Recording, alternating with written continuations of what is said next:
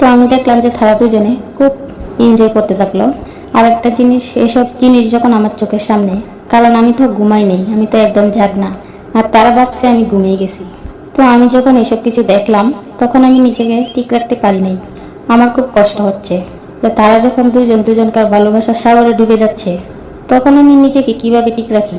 তো আমিও তো একটা মেয়ে মানুষ, সমস্যা কি, আমরাও টাকা দেবো, আমাদেরকে একটু সময় দিও। তো এভাবে বলে অনেকেই সুযোগের সাথে ব্যবহার করলো। তো অনেকেই সেদিন রাতে আমাদের দুই বান্ধবীর কাছে আসলো, দুই বান্ধবীর সাথে এগুলো করলো।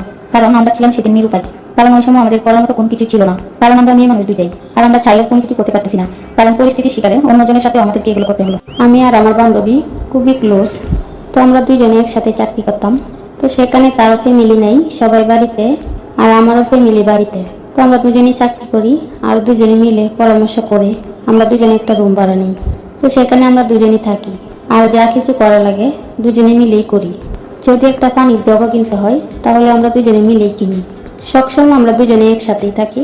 তো তার আবার একটা ছেলের সাথে সম্পর্ক ছিল, তো সে আমাকে আগে বলেনি, আমার সাথে থাকার পর তো বেশ কিছুদিন পরে বলে যে বান্ধবী, তোমাকে একটা কথা বলবো, তুমি কি রাগ করবা? তখন আমি বললাম কি কথা? তখন আমার বান্ধবী বলল, আমি একটা ছেলেকে ভালোবাসি। তখন আমি বললাম সেটা তো ভালো কথা। তো সে বলে তাকে বাসায় আনতে চাচ্ছি, তো তুই কি বলিস? তখন আমি বলি যে বাসায় তো আমরা তো বেছালায় থাকি, তুই তাকে বাসায় নিয়ে আসবি মানে?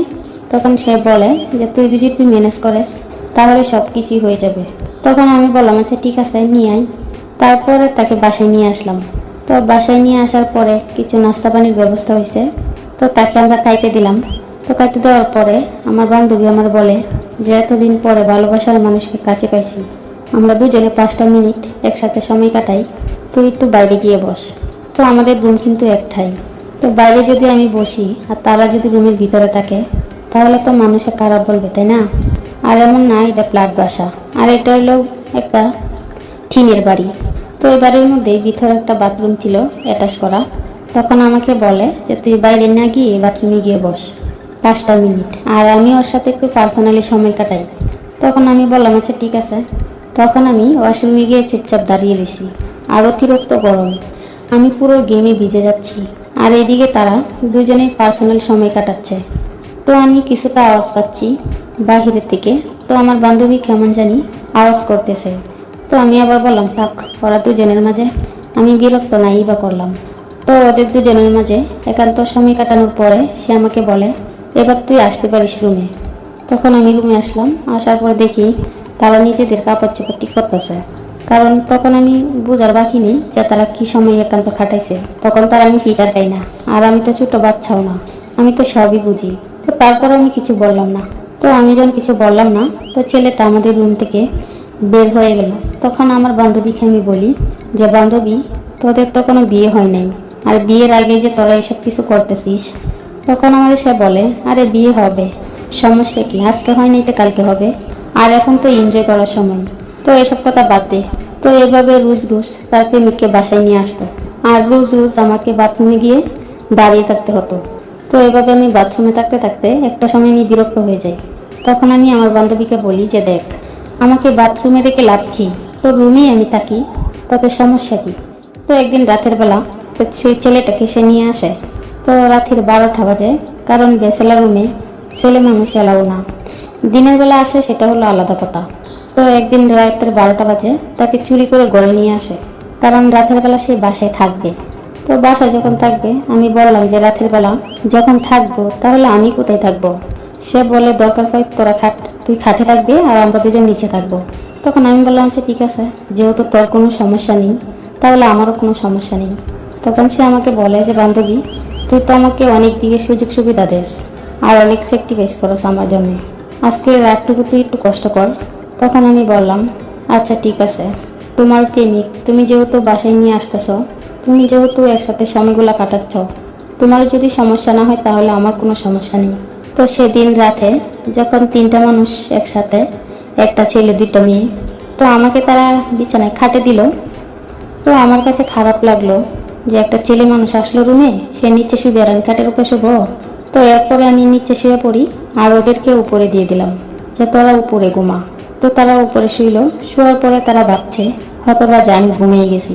তো মনে করো যখন ঘুমিয়ে গেছি তারা দুজনে আসলে একটা ছেলে একটা মেয়ে রাতের অন্ধকারে রুমে থাকে, তো তাদের মধ্যে অনেক কিছুই হবে, আর অনেক কিছু হওয়ার জন্যই তো তারা এই পর্যন্ত আসছে। তো আমি দেখলাম যে তারা দুজনে খুব এনজয় করতে থাকলো। আর একটা জিনিস, এসব জিনিস যখন আমার চোখের সামনে, কারণ আমি তো ঘুমাই নেই, আমি তো একদম জাগনা, আর তারা ভাবছে আমি ঘুমিয়ে গেছি।